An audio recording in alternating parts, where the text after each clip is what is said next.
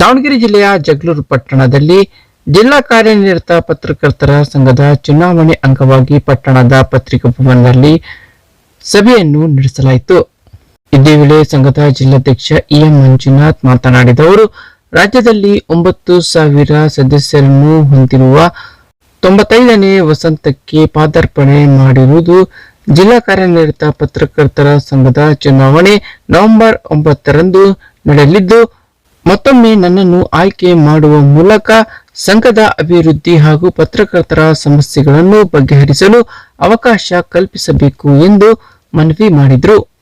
ಈ ಸಂದರ್ಭದಲ್ಲಿ ತಾಲೂಕು ಕಾರ್ಯನಿರತ ಪತ್ರಕರ್ತರ ಸಂಘದ ಅಧ್ಯಕ್ಷ ಜಿಎಸ್ ಚಿದಾನಂದಪ್ಪ, ರಾಷ್ಟ್ರೀಯ ಪರಿಷತ್ ಸದಸ್ಯರಾದ ಒಡೆಯರ್ ಚಂದ್ರಪ್ಪ, ಅಣಬೂರು ಮಠದ ಕೊಟ್ರೇಶ್, ಜಿಲ್ಲಾ ಉಪಾಧ್ಯಕ್ಷ ಡಿ ಶ್ರೀನಿವಾಸ್, ಸುಭಾನ್, ವೀರೇಶ್, ವೀರಣ್ಣ, ಜಯಮುನಿ, ವೇದಮೂರ್ತಿ, ಕೃಷ್ಣಾಜಿರಾವ್, ತಿಪ್ಪೇಸ್ವಾಮಿ, ರುದ್ರೇಶ್, ಕೊಟ್ರೇಶ್, ತಾಲೂಕು ಪದಾಧಿಕಾರಿಗಳಾದ Lokesh, Jagadish, Waseem, Basavaraj, HR Basavaraj, Babu, Somanagouda, M Rajappa, Ravikumar, Shivalingappa, Mahantesh Brahma, MC Basavaraj, MD Abdul Raheeb, Maruti, Manjaiah, Sandeep, O Manjanna, Jeevan, Prashant Kumar ಸೇರಿದಂತೆ ಮತ್ತಿತರರಿದ್ದರು.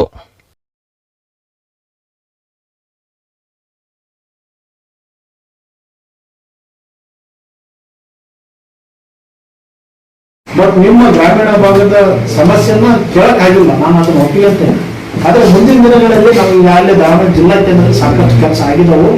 ಕನಿಷ್ಠ 3-4 ತಿಂಗಳು ಆಗಲಿದ್ರು ಕೂಡ 6 ತಿಂಗಳಿಗೆ ತಾವು ಒಂದು ದಿನಾಂಕ ನಿಗದಿಪಡಿಸಿದ್ರೆ ನಾವು ಜಿಲ್ಲಾ ಕೇಂದ್ರದಿಂದ ನಾವೆಲ್ಲರೂ ಬಂದು ಇಲ್ಲಿ ನಿಮ್ಮ ಶಾಸಕರ ಹತ್ರ ಮಾತಾಡಿ ಅದಕ್ಕಾಗಿ ಒಂದ್ಸರಿ ಬರ್ತಾರೆ.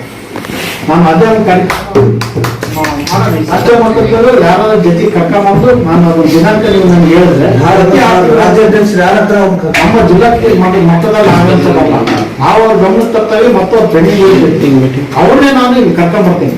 ಪ್ರತಿ 6 ತಿಂಗಳು ಎಲ್ಲ ತಾರೀಕಿಗೂ ಬರ್ತಾನೆ ಮರ ಕೆಲಸ ನಾನು ಈ ಸರಿ ಮಾಡ್ತೀನಿ ಅಂತಕ್ಕಂಥದ್ದು ನಾನು ಹೇಳ್ತಾನೆ. ಆಮೇಲೆ ಇನ್ನು ಮುಂದಿನ ಏನೋ ಸಮಸ್ಯೆಗಳು ಬರಲಿ ನಾವು ನೇರವಾಗಿ ನಿಮಗೆ ಹೇಳ್ತೇವೆ.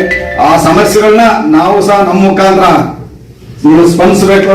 ಅಲ್ಲಿಂದ ನಿಮ್ಮ ದಾವಣಗೆರೆ ಮಟ್ಟದಲ್ಲಿ ಸಚಿವರು ಇರ್ತಾರ, ನಿಮ್ದು ನಡೀತೈತಿ ಅವ್ರ. ಯಾಕಂದ್ರೆ ಯಾರಾಗಲಿ ಅಧ್ಯಕ್ಷರು ಒಂದ್ ಕತ್ತಿದ್ರೆ ಮಿನಿಸ್ಟರ್ ಅಲ್ಲಿ ಕುತ್ಕಪ್ಪ ಅಂತಾರೆ, ಇಲ್ಲ ಅಂದ್ರೆ ನಮ್ಮ ನೋಡೋದಲ್ಲ ಅಲ್ಲಿಂದ ಬರ್ತದಂಗೆ ತಿರುಗಿ ನೋಡ್ತಾರೆ. ಎಲ್ಲರಿಗೂ ಗೊತ್ತಿದ್ದಾರೆ ನಮ್ಗೆ ಹಿರಿಯರೆಲ್ಲ ಇರೋದಂಗೆ ಐತಿ.